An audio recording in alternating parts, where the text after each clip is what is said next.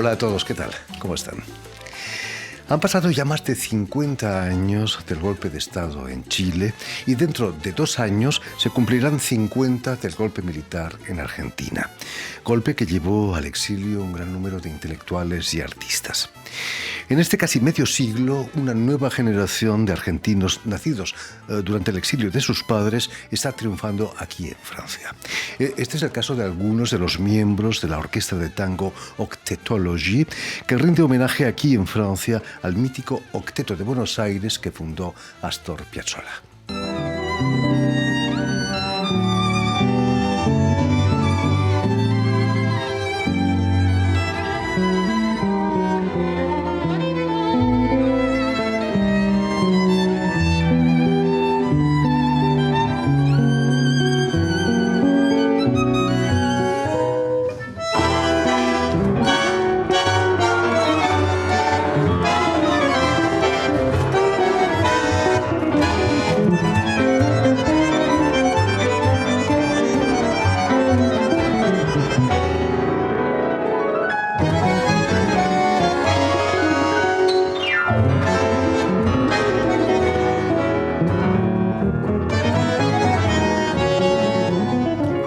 Precisamente el próximo 6 de febrero, este Octetology, Octeto, se presenta en la sala 360 Music Factory, aquí en París, con la cantante uruguaya Ana Karina Rossi como estrella invitada.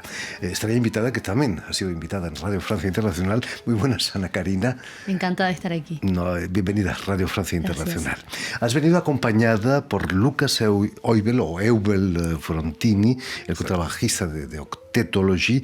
También bienvenido a Radio Francia Internacional, gracias. Lucas.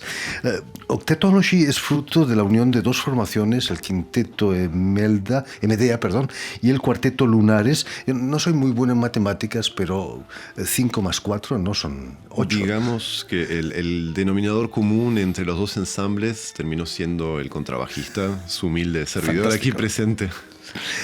Eres miembro fundador de Octetology. Digamos entonces. Que sí, formo parte del ensamble desde su inicio y del inicio de los 2 grupos que lo constituyen también, Medea y el cuarteto Lunares. Rendís homenaje al mítico Octeto de Buenos Aires.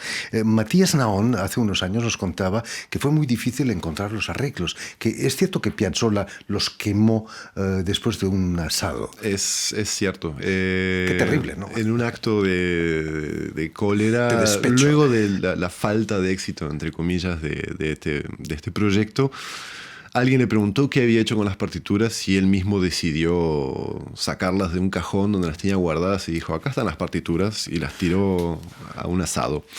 Terrible. Es decir, que los arreglos no fueron encontrados, fueron reconstituidos. Hay 2 de los miembros, de Lisandro Donoso, bandoneonista, y Matías Naón, violinista, hicieron un trabajo de reconstitución de ese repertorio a partir de las grabaciones originales y alguna que otra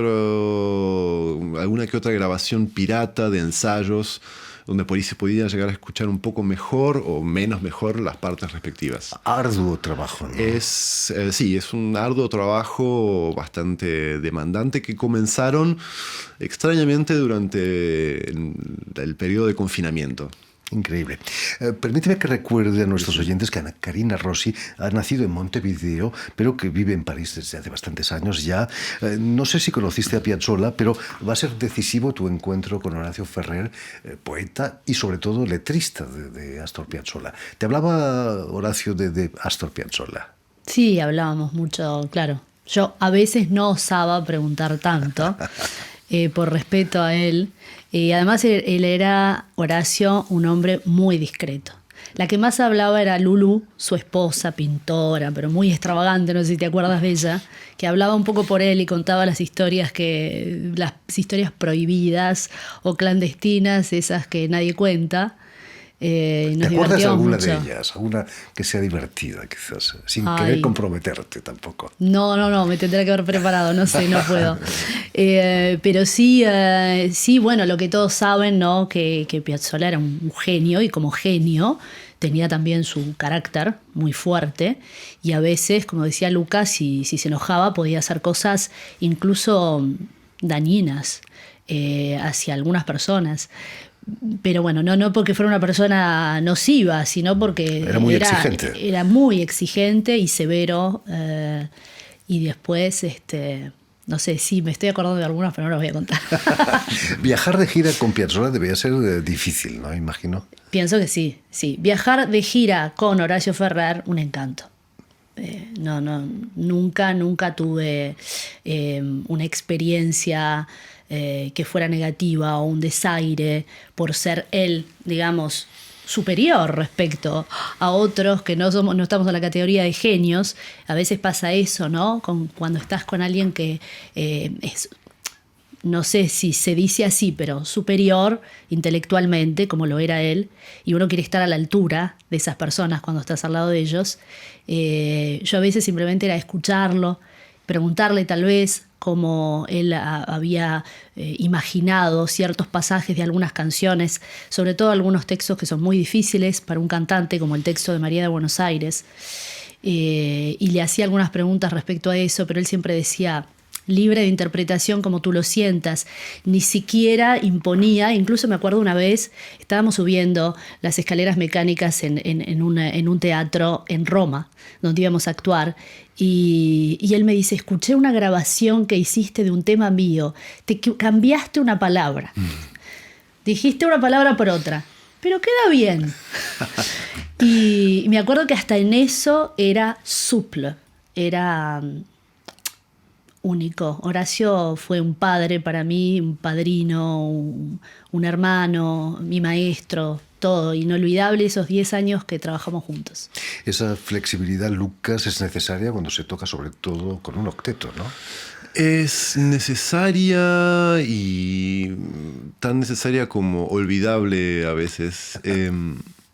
Supongo que es mucho más fácil verlo quizás con otros géneros musicales. Hay un texto presente al cual uno agrega o contribuye en interpretación. En el caso de Piazzolla tenemos, contrariamente a muchos otros músicos, grandes compositores, tenemos la posibilidad de escuchar aquello que él mismo generaba con ese texto.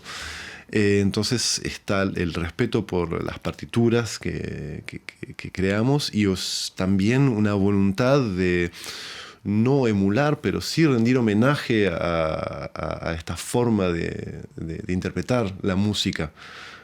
Por cierto, ¿han sido editadas esas partituras que habéis creado? Esas partituras no fueron editadas en formato papel, digamos, no están disponibles. Lo que sí editamos fue nuestro primer disco hace poco tiempo, en este mismo año. En mayo editamos el primero de 2 álbumes probablemente, en el cual vamos a cubrir la totalidad del repertorio del Octeto Buenos Aires. Lucas, has nacido en Buenos Aires, sí, y que el tango llegó un poco más tarde en tu vida. He leído que empiezas tocando el bajo eléctrico, un bajo que vas a construirte tú mismo con solo 15 años. Sí, ¿tenías ganas de tocar ese instrumento? Tenía muchas ganas, no, sería mentira, no puedo mentir. Lo que yo tenía muchas ganas de hacer era tocar la batería. No me digas. Solo que mi madre se opuso radicalmente a este instrumento y dije, bueno, ¿qué sigue después?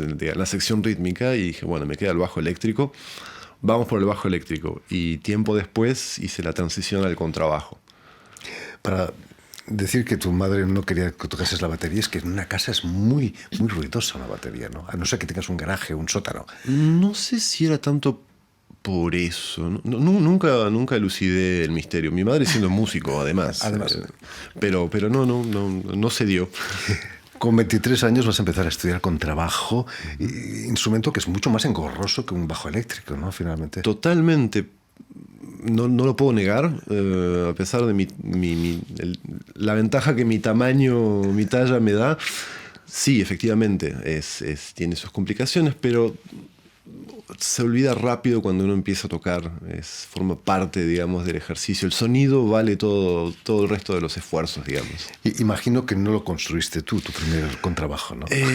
Si pudiese construir instrumentos de una calidad semejante, probablemente sería luthier y no contrabajista. Bueno, Les Luthiers argentinos son muy conocidos en el mundo entero.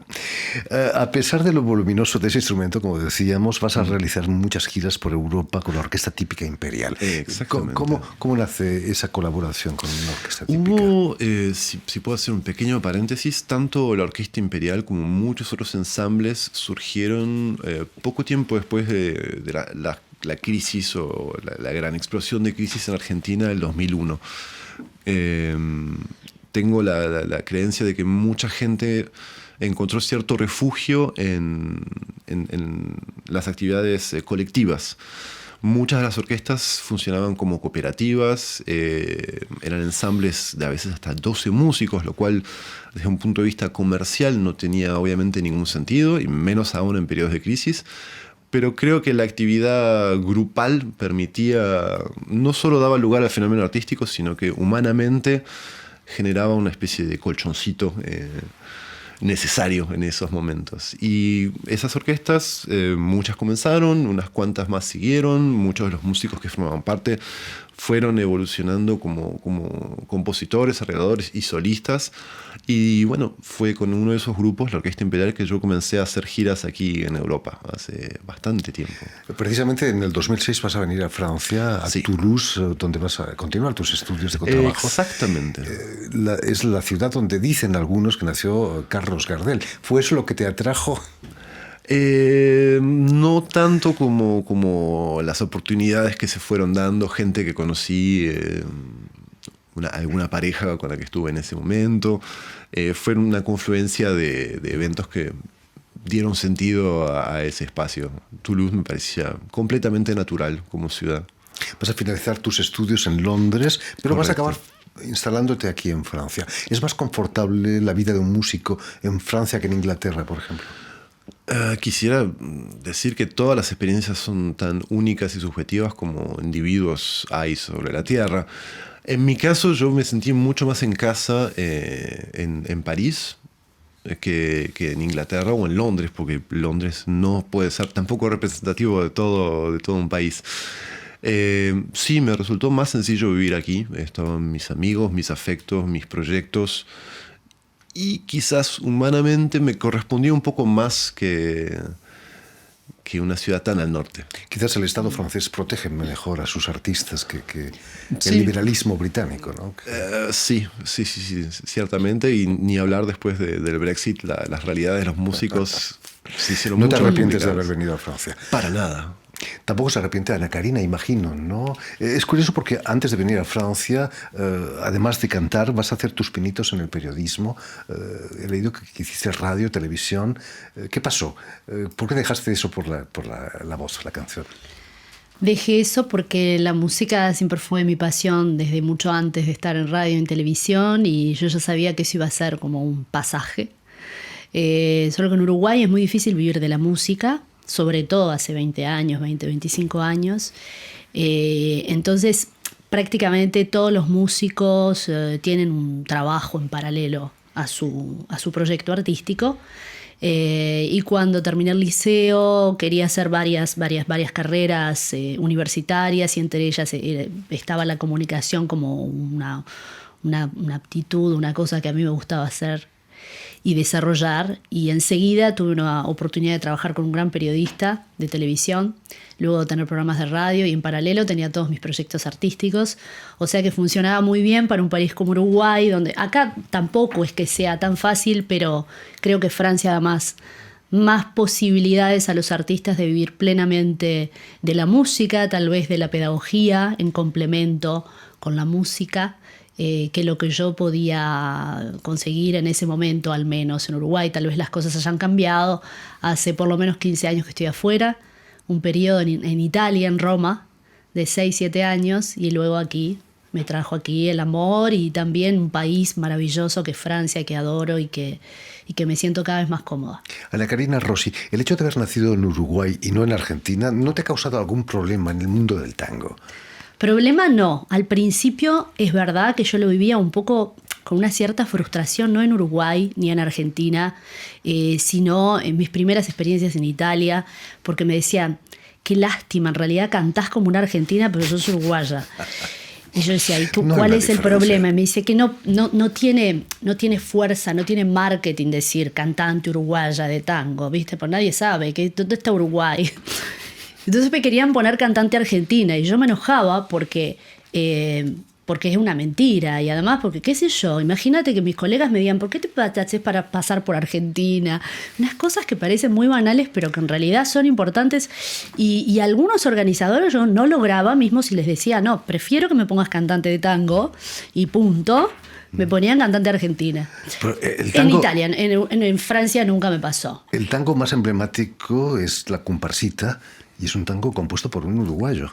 Sí, y además nosotros los uruguayos tenemos otra manera de hacer música y de cantar. Tenemos mucha influencia de la música afro-brasilera, tenemos mucha influencia de la música brasilera, también de la música argentina, por el otro lado, y es un país estratégico en eso, culturalmente, porque vamos a tener muchas influencias distintas y otra manera entonces de transmitir y de hacer música. Y yo sé que cuando yo canto eso también se nota. Y para mí es muy importante porque yo crecí, viví 25 años en Uruguay. Por supuesto. Y me siento muy uruguaya también en ese sentido. Así que me di cuenta que esa diferencia que podía ser un pequeño hándicap en realidad es mi fuerza. Recuerdo el actual embajador de Uruguay en Francia, Jorge Jure, defendía a capa y espada la uruguayanidad de la comparsita. Claro ¿no? que sí, causó mi algún adorado problema diplomático embajador. alguna vez cuando le ponía la comparsita al equipo nacional de Argentina cuando venía. Protestaron enérgicamente porque no era argentino sino uruguayo ese tango, ¿no? Tanto por tan poco. Ni tampoco. Ana Carita, ¿cómo conociste a Technology? Imagino que tu conocimiento del mundo de Piazzolla les pareció muy interesante, ¿no? Sí, bueno, nosotros creo que podemos decir que somos amigos, colegas amigos desde hace muchos años.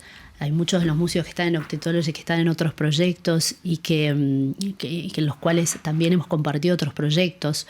Por ejemplo, Carmela Delgado, gran bandoneonista y probablemente una de las mejores del mundo en el género femenino, en el bandoneón, y no solo femenino. Ella fue elegida para ser la Piazzolla, vamos a decir, el primer bandoneón de la orquesta para la producción que hizo la Ópera de Estrasburgo y el Ballet Nacional de Rouen antes de la pandemia. Se fue en el 2018 Estuvo o aquí algo con así. nosotros, Carmela. Ahí está. Y yo era la protagonista, hacía María de Buenos Aires. Hicimos una gira de más de 30 conciertos en los teatros de ópera más grandes de Francia. Y allí tuvimos ocasión de profundizar nuestro trabajo juntas. Creo que tenés algunas imágenes que hicimos del tema Volver, bandoneón y voz, con una pareja de bailarines de este ballet importante francés, y allí fue en Estrasburgo. O sea que fue un poco como por un periodo nuestra segunda casa, Mulhouse, Estrasburgo y toda esa zona del Grand Est. Y allí hicimos amistad también, por supuesto, y nos apreciamos y nos admiramos mutuamente. A mí me encanta el trabajo de Octetology. Yo fui a ver ahora en septiembre pasado el lanzamiento del disco y lo disfruté muchísimo. Cada tema, cada pasaje, cada cadencia, la energía que ellos tienen arriba del escenario. Soñaba, medité en un momento y medité y me visualicé en el escenario con ellos, y para mí es un privilegio poder compartir este concierto del 6 de febrero, porque es un lujo para una cantante como yo subirse al escenario con 8 grandes músicos de lujo. No sucede todos los días, y cuando sucede hay que realmente agradecer al universo de darnos este regalo. Lucas, no supuso ningún problema el hecho de que hubiera nacido en Uruguay, ¿no? Creo que es un tema que ni siquiera deseo abordar. Las historias de los orígenes y la música folclórica tiene muy poco sentido. Es terrible. Lucas, ¿qué representa para ti, para los músicos de tu generación, la figura de Astor Piazzolla, que hace más de 100 años que nació ya? Exactamente. Creo que quizás para muchos músicos de mi generación o generaciones posteriores, Astor Piazzolla fue una puerta de entrada al universo del tango. Irónicamente, a él lo acusaron de no ser un tanguero de pura cepa, y hoy por hoy, obviamente, él como intérprete, como compositor y como bandoneonista está a la cabeza de lo que es el universo del tango. Entonces, para mí fue efectivamente la puerta de entrada. Fue el primer momento en el cual descubrí una música que quizás me parecía un poco pasada de moda. Y yo crecí escuchando jazz, música clásica, mucha música norteamericana. Hasta que llegué a escuchar a Piazzolla y dije, acá hay algo, acá está pasando algo. No ha envejecido, ¿no?, la música de Piazzolla. No, para nada. Siempre hacemos la broma que hay muchos finales de algunos tangos de Piazzolla que parecen pasados de moda, pero la música en sí misma, el material, es un detalle al final, ¿no? Sigue siendo de actualidad. Esa es la razón por la cual, en definitiva, decidimos abordar este repertorio, porque nos parece que necesita y merece ser tocado al margen del placer íntimo de estar tocando esa música. Por supuesto. Volviendo al concierto del 6 de febrero, lo hacéis en una sala fantástica, el 360 Music Factory, en el norte de París. Es muy especial, ¿no?, esa sala. Todo el edificio está consagrado a la música. Sí, además tuve la oportunidad de ver algunos conciertos de colegas que tocaban allí. El edificio, toda la instalación, la sala suena muy bien, es un lugar realmente agradable en el cual me parece que podemos trabajar en el más absoluto confort. Es curioso, se inauguró poco tiempo antes de la pandemia, ¿no? Exacto. Qué mala suerte para una sala. Bueno, pero sigue existiendo. Afortunadamente sigue de pie, la estructura rinde. Ana Karina, imagino que todo el concierto va a estar dedicado a Piazzolla, o casi, ¿no? Inspirado, sí, pero hay un montón de temas que no son composiciones de Piazzolla, pero que creo que él revisitó, y hay arreglos que están en el universo de la música de Piazzolla, como por ejemplo Volver, que no es de Piazzolla, o Sur. Mismo si él fue uno de los primeros, si no el primero arreglador de Troilo, compositor de algunos de los temas que vamos a hacer, gran bandoneonista de Buenos Aires. Así que es bastante variado. Hay, sin duda, temas de Piazzolla y Ferrer que vamos a hacer. Y eso, creo que la voz va a completar este proyecto maravilloso, porque ellos ya en el escenario son un gran espectáculo. La manera de moverse, la energía que dan. Y la voz completa, porque el tango es eso, ¿no? Es música y texto y danza. Como decíamos, óperas de 3 o 4 minutos. Sí. En fin, pues ya lo saben, tienen una cita el próximo 6 de febrero en la sala 360 Music Factory, aquí en París, para el concierto de Octetology con la cantante Ana Karina Rossi como estrella invitada. Nos gustaría tal vez nombrar a todos los músicos porque por supuesto, son por favor. una maravilla. Bueno, yo la nombré ya, Carmela Delgado es uno de los dos bandoneones, junto a Lisandro Donoso, los dos bandoneones de la orquesta. También Lucas nombró a Matías Naom, que es arreglador, que pasaron también violinista, por aquí. que también pasó por aquí. Lucas. A la derecha de Matías va a estar Aurélie Gallois, violinista también, nuestra chelista, se llama Gersando Perini, guitarra eléctrica Adrián Meray, piano es Miliko Siowek, excelente pianista y su humilde servidor al contrabajo. Les mandamos un saludo. Les mandamos un saludo desde aquí. Muchas gracias, Ana Karina. Muchas gracias Lucas. Muchas gracias, mucho éxito en ese concierto. Permitidme también que dé las gracias a Jan Bourdelas, a Robin Cousineau y también a Guillaume Buffet, quienes han ocupado hoy de la realización del programa. Y también saludar a nuestros telespectadores que nos siguen en toda América Latina, en Buenos Aires y en Montevideo. Seguro que también gracias a la cadena Unión Continental Latinoamericana y una red que se llama TAL, que reúne televisoras públicas y universitarias de toda América Latina. Y a ustedes, muchísimas gracias por su atención y les damos cita para una nueva edición de El Invitado de Radio Francia Internacional. Yo adivino el parpadeo de las luces que a lo lejos van marcando mi retorno. Son las mismas que alumbraron con sus pálidos reflejos hondas horas de dolor. Y aunque no quise el regreso, siempre se vuelve al primer amor. La quieta calle donde el loco dijo, tuya es su vida,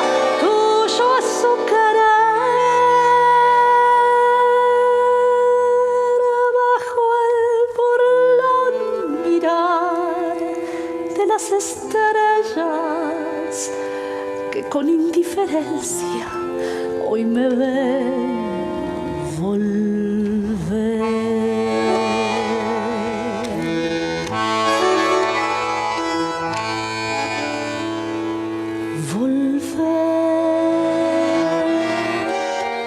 Con la frente marchita, las nieves del tiempo platearon mi cielo. Que es un soplo la vida,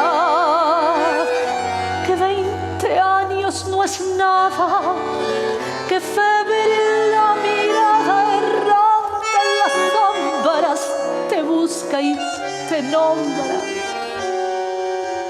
Vivir con el alma aferrada a un dulce recuerdo que lloro otra vez.